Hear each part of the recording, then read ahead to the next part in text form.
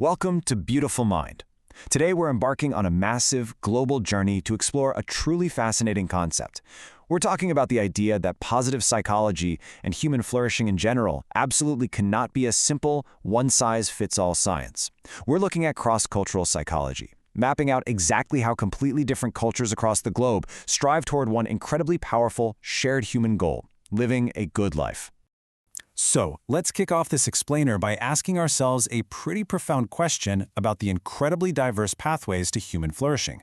What if happiness means entirely different things in different parts of the world? And honestly, more importantly, can every culture teach us a unique way to live a meaningful life? I want you to keep that exact thought right in the back of your mind as we travel through today's material. Okay, here is our global itinerary for today. We're going to start with the global happiness quest, then compare the me versus we values, and navigate multicultural minds. After that, we'll dig into the wisdom of the earth, learn lessons from legends, and finally bring the whole shebang together into a world of well-being. Let's dive right into Section 1, the global happiness quest, defining flourishing worldwide. You see, positive psychology seeks to understand exactly what helps people flourish. But a major game-changing revelation in this field is that happiness, well-being, and a meaningful life are simply not identical across cultures. It's not a cookie-cutter situation. People from different countries, religions, and communities possess completely unique traditions, and those diverse elements dictate their baseline understanding of what it means to be happy. Because of this, psychologists absolutely must actively consider cultural diversity when studying human strengths. Now, what's really mind-blowing here is how cross-cultural psychology proves that our emotions are deeply, intimately shaped by our backgrounds. Happiness is genuinely experienced differently depending on where you happen to be raised. That means core values shift dramatically from one society to another. Because of this, the way social relationships influence our well-being varies immensely. Our cultural traditions literally shape the way we process emotion and behave. Understanding these variations is absolutely crucial for professionals to develop truly inclusive theories of the human mind. Moving right along to Section 2, the me versus we, comparing core values. So, there's this fundamental contrast in how societies structure their overarching goals.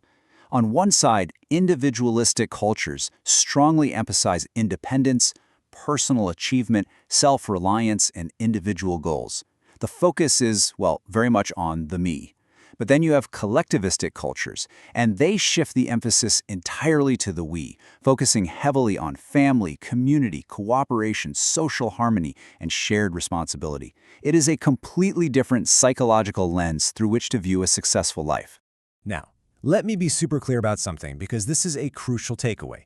Neither approach is superior. Period. Individualism isn't somehow better than collectivism, and collectivism isn't better than individualism. Both contribute incredibly valuable, yet highly distinct, blueprints for human well-being and a meaningful existence. Next up, Section 3, Navigating Multicultural Minds, Modern Applications. Because our modern societies are so wonderfully culturally diverse, positive psychology principles have to map directly onto real-world professional applications. This isn't just theory, right? If you're an educator, for instance, you need to deeply respect cultural beliefs in your classroom. If you're a counselor, you must actively work to avoid cultural bias to actually help your clients. At the macro level, healthcare workers are promoting inclusion, and community workers are out there encouraging mutual respect. Supporting diversity is a vital, practical necessity for anyone trying to support individuals in a multicultural world. Let's transition into Section 4, Wisdom of the Earth, Indigenous Intelligence. Okay, so native intelligence. This refers to the incredible wisdom and practical knowledge developed within indigenous communities over generations. And this comes specifically through a close, intimate, daily interaction with nature. It's basically a masterclass in how practical, lived experience accumulated over hundreds or even thousands of years forms a profound and highly effective psychological intelligence. You know, the amazing thing here is that native intelligence doesn't rely on modern lab-coded science.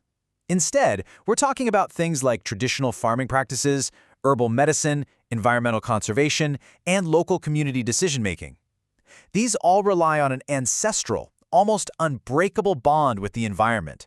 This reflects practical knowledge that sustains a community's well-being literally from the ground up.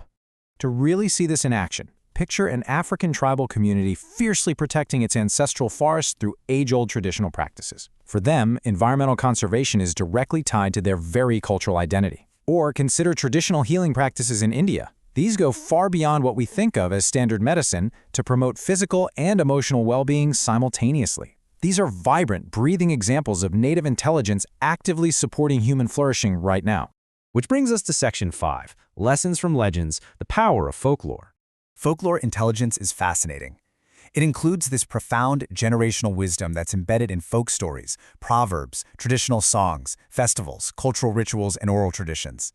And guys, these practices are far more than just entertainment or bedtime stories. They are vital, structured tools for teaching core human values. Through these mediums, societies are successfully teaching traits like honesty, courage, kindness, cooperation, and deep respect.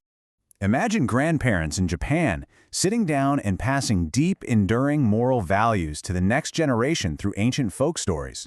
Or picture entire communities pouring into the streets to celebrate incredibly colorful festivals that serve to strengthen a shared sense of unity and belonging. Whether it's an intimate story told around a fire or a massive cultural celebration, these are real-life mechanisms for generating community well-being. There's a well-known observation that really hits the nail on the head here. Folklore plays an important role in preserving cultural identity and moral education. Preserving these rich, dynamic oral traditions is absolutely essential to maintaining our global psychological identity, making sure the next generation learns what it actually means to live a good, morally grounded life. Finally, let's bring it all home with Section 6, A World of Well-Being, the Psychology of Diversity. Positive psychology values cultural diversity precisely because every single culture contributes its own unique strengths to the human experience. Native and folklore wisdom actually encourage deep emotional resilience, community bonding, and a strong cultural identity. And when you couple that with a profound respect for nature and robust social responsibility, well, those elements lead directly to meaningful living on a massive global scale. By appreciating this diverse wisdom, we come to a really powerful realization. Respecting cultural diversity actively helps create a more compassionate, inclusive, and meaningful society. When we recognize these different approaches, it's like a giant puzzle coming together. We realize there isn't just one single path to happiness. There are countless paths paved by the beautifully diverse cultures of our world. I want to leave you with this final thought. Happiness has many languages, many traditions, and many cultures. By respecting diversity, we enrich our own understanding of what it truly means to flourish. So I'll leave you with this question to ponder. How might exploring a culture completely different from your own change your personal definition of a meaningful life? Thank you for watching Beautiful Mind. Like, share, and subscribe, and join us as we celebrate the completion of the Positive Psychology playlist. Keep exploring, stay curious, and I'll catch you in the next explainer.